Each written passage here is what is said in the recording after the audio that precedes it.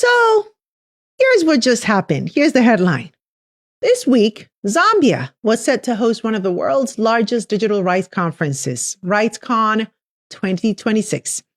Now, this wasn't just another event on the calendar. Okay, we're talking about a major global gathering, activists, policymakers, tech leaders, civil society organizations, all coming together to have real conversations about the future of the internet, freedom of expression, data rights, and digital governance.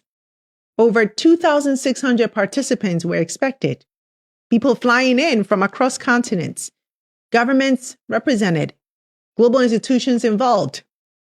Now, for Zambia, this was more than a conference. It was a moment, a chance to position itself as a serious player in global digital policy conversations, a chance to host the world. This was a big deal.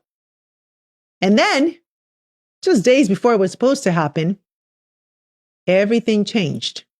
The event was canceled.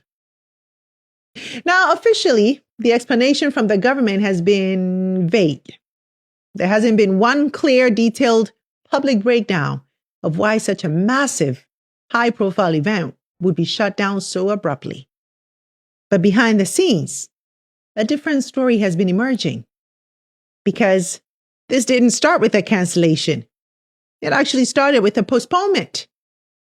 According to reports, the Zambian government initially announced that the conference would be delayed, saying that it needed more information on the themes and topics of discussion to ensure that they aligned with what it described as its national values, policy priorities, and broader public interest considerations. On the surface, that sounded procedural, right? Even reasonable. But then more details began to come out.